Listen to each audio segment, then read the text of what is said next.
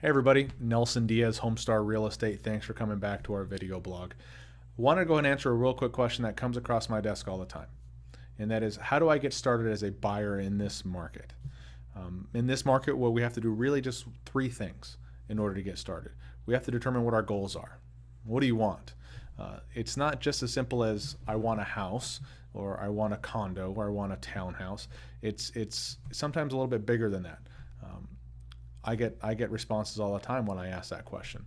Well, I want to live close to my mom, or I want to be close to my son's school, or I want to live in a house with the idea that I'm going to sell it in 2 years and move on up.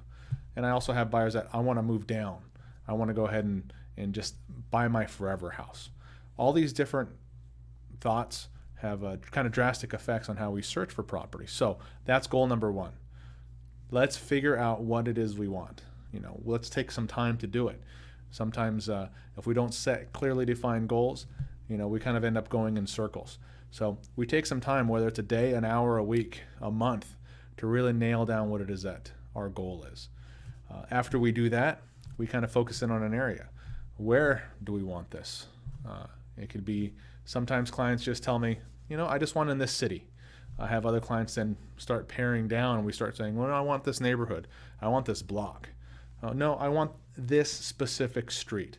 And we can get as kind of in-depth as you want. And obviously the wider our search parameters are, sometimes the easier the buying process can be. But if you're just finite and you say, hey, I want a house in this area, then that's what we do. That's what we look.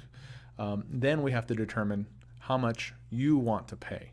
I don't care if you're pre-qualified for $1 million, but you're only comfortable with a payment at a $250,000 purchase. It's going to be hard for you to really love your home if you're feeling house poor, whether or not the bank says you qualify. And my goal in every transaction is to make sure that you're happy with me, happy with your home. Studies really say that if I do a good job for you, you'll probably tell about 5 people that, hey, he's a good realtor, he did a good job for me.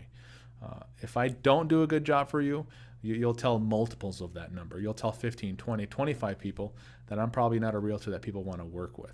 So I could do my job and get you into a house that's $1 million, but if you're not comfortable with it and you're not happy with the payments, eventually, since I represent that process, it's going to reflect badly on me.